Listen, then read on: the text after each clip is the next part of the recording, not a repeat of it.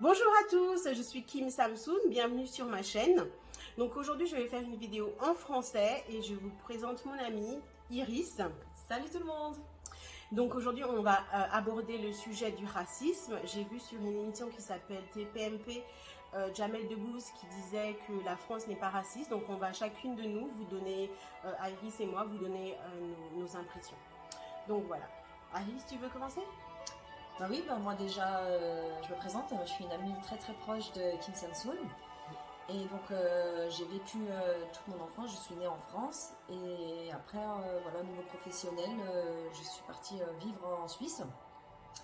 Et pour vous dire qu'en fait, le fait que j'ai connu ces deux pays, je peux vous expliquer qu'il y a vraiment nettement une énorme différence. Moi, personnellement, le racisme, je l'ai vécu plus ou moins. Donc on vous donnera après des exemples de racisme qu'on a subi. En tout cas moi personnellement. Au travail aussi, tu vois? Oui, au travail, effectivement, au travail. Donc voilà, donc après par rapport à ce qu'elle me disait, que Jamel Debbouze disait qu'il n'y a pas de racisme en France, je ne sais pas dans quelle France il vit, parce que dans notre France à nous, il y a malheureusement le racisme, ça reste toujours un fléau, malgré qu'on est en 2022 et que ça ne devrait normalement plus exister. Donc moi j'ai vécu le racisme en France depuis que je suis toute petite. C'était sale négresse, sale antillaise de merde. J'ai eu droit à vraiment des mots exécrables, des mots qu'on ne devrait pas dire à un enfant, des mots qu'on ne devrait pas dire du tout. Hein. Et ça a été très difficile pour moi. J'ai vécu le racisme au travail.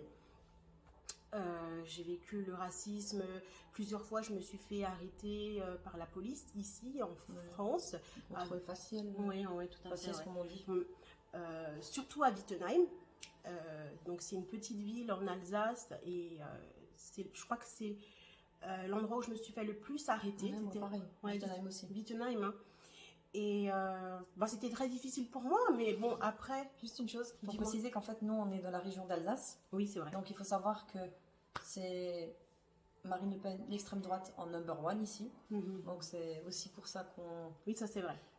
Qu'on est malheureusement victime de racisme.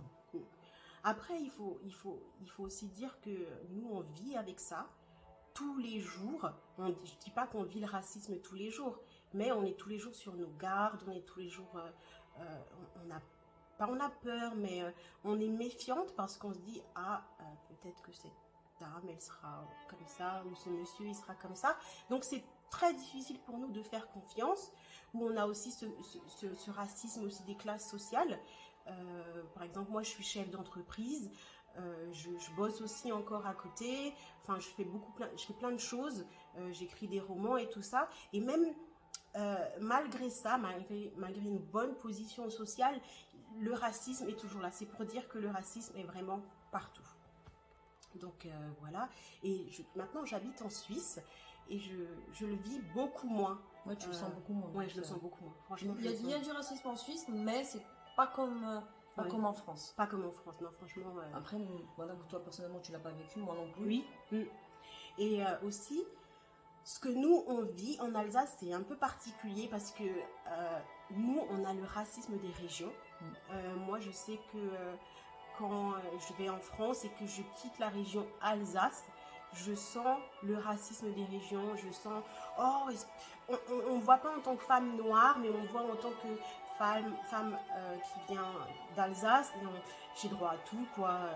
Tout ce qui concerne du fait que oui, vous avez laissé rentrer les Allemands, vous êtes des traîtres, blablabla. Et il y a une histoire particulière. Ouais, quand on est en Alsace, c'est assez difficile parce qu'on est considéré un peu comme des Allemands. Voilà, c'est le territoire qui était annexé en cause pour cause de guerre en fait. Donc on était partagé entre l'Allemagne et puis la France.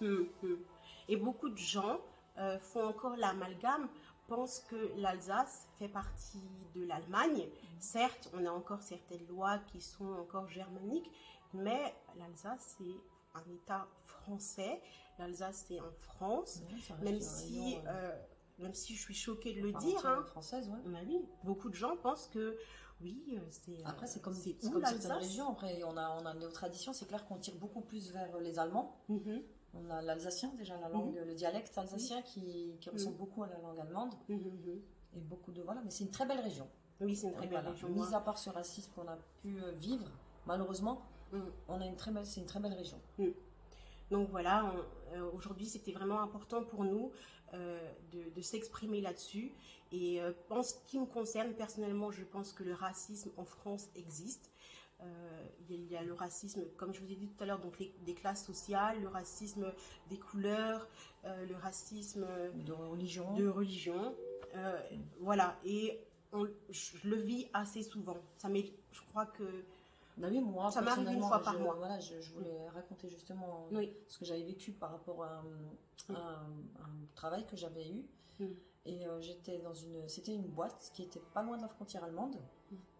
Donc j'ai été recrutée, donc j'ai passé les diplômes, j'ai suis diplômée, j'ai passé des entretiens comme une personne lambda. Et j'ai été retenue à ce poste. Et depuis que j'ai commencé dans ce travail, je me prenais des réflexions du genre ah mais en fait tu sais que tu es la première personne qu'on recrute en tant que maghrébine. Ah ouais mais c'est une première. Et puis après malheureusement à l'époque où j'ai travaillé, c'était l'année 2011-2012, c'était les attentats là qu'il y a eu Montauban. Ouais. Je crois que c'était il y avait les attentats là ouais. Donc du coup ben voilà forcément c'était un acte terrorisme islamique. Donc moi en tant que je crois que je l'ai pas dit au début de la vidéo, mais je suis d'origine arabe. En fait je suis arabe et je suis de confession musulmane. Je suis fière de le dire. Ma copine elle est d'origine plein d'origine, elle est créole. On va dire en gros, elle est créole et puis voilà, elle est d'une autre religion et c'est pas pour autant qu'on s'adore, on est comme des sœurs, on est comme des doigts de la main. Voilà, donc avant tout c'est l'humain qui compte. Donc après voilà, moi le fait qu'on m'associe parce que je suis maghrébine et que je suis de confession musulmane et que je suis pratiquante, donc qu'on m'associe à ce genre d'événements alors qu'il n'y a aucun rapport avec moi, aucun rapport avec ma religion, aucun rapport avec voilà. Et je trouve ça triste en fait, je trouve ça très triste que les gens restent bloqués. En fait les gens s'arrêtent sur une image, s'arrêtent sur ce qu'ils peuvent entendre circuler sur les infos. Mais non, en fait, il faut apprendre à connaître les personnes, il y a des bons et des mauvais partout. Moi, franchement, c'est ce que je dis. Je dis pas que ma communauté, c'est les meilleurs et tout, loin de là, je dis pas ça. Mais il y a des bons et des mauvais partout, en fait. Et ce qui compte, c'est de partager. C'est partager, c'est respecter l'humain, respecter les valeurs des personnes, respecter tout ça, en fait. C'est ça le plus important. On est d'accord, ouais. Je suis tout à fait d'accord. Mais heureusement que ça reste quand même une minorité. On va pas généraliser. Non, on va pas Malgré généraliser. que notre région, on est quand même les plus touchés, je dirais. Les plus touchés. Oui, exactement. franchement, je dirais le plus touchés. Moi, quand je regarde la télé en France, quand je regarde Facebook, le plus souvent, il y a tout le temps des émissions qui parlent de ça, alors qu'il y a des tas d'autres sujets qui sont très importants en France. Et par exemple là, le burkini, ça revient parce que c'est l'été. Je veux dire, les gars, come on, il faut passer à autre chose, quoi. Au bout d'un moment. Ce qui peut déranger qu'une femme. Il y en a qui veulent faire du sein nu, faites du sein nu. Il y en a qui veulent se mettre en maillot de pièces, mettez-vous en maillot de pièces. Et puis il y en a qui veulent mettre un burkini. Je vois pas pourquoi ce bout de tissu vous dérange autant. Ouais, voilà. Ça, c'est quelque chose qui me...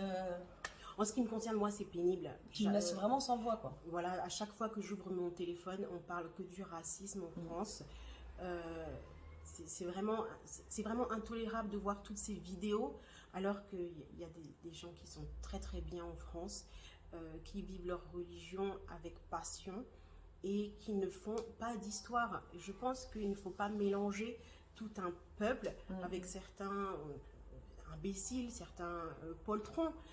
Il ne faut pas faire des amalgames. Donc voilà, c'est pour ça qu'il faut savoir faire la part des choses. Et c'est vrai qu'en France, je le ressens comme ça, vraiment, je vous le dis strictement, il y a du racisme en France, il y a du racisme. Voilà. En 2022, il y en a encore. Il y en a encore, malheureusement. Et j'ai habité dans beaucoup de pays. J'habite en Suisse, j'ai habité aux États-Unis, en Corée, au Japon, en Australie, en Nouvelle-Zélande. Et l'endroit où j'ai vécu le racisme continuel, c'est en France. C'est l'endroit où je peux le dire, oui, c'est vraiment en France. Et c'est pénible de vivre là comme ça parce que tu as l'impression que tu peux pas en parler à tout le monde. Tu peux pas le dire à tout le monde et que c'est quelque chose que tu dois garder pour toi. Et ça m'énerve, quoi. Voilà, quoi, ça m'énerve. Donc c'est pour ça qu'on voulait se faire cette vidéo et dire que ce que Jamel Debbouze dit n'est pas forcément vrai. Je pense que la France est raciste et qu'il y a un racisme qui est comme tabou. Ouais, ça reste un problème qui voilà. Qui n'est pas résolu encore. Non, tout à fait. D'autant plus que je me dis que maintenant on a autre chose de plus important je veux dire, à se focaliser, à traiter, quoi. Je veux dire que d'être raciste, vous voyez bien que la France va mal au niveau économiquement parlant. La santé. Voilà, la santé. Donc moi je me dis, voilà, faut cette énergie que vous mettez là pour faire du mal aux gens et être raciste et être exécrable avec les personnes, ben cette énergie-là, gardez-la et puis mettez-la pour qu'on soit tous unis ensemble et combattre. Et qu'il y ait une meilleure qualité de vie, une meilleure ambiance. Voilà. Un vivre ensemble, mais vraiment, quelle que soit la couleur de peau, quelle que soit ton origine, quelle que soit ta confession religieuse, je veux dire, voilà, c'est ça le plus important pour moi. C'est vraiment, c'est s'unir. Ce serait tellement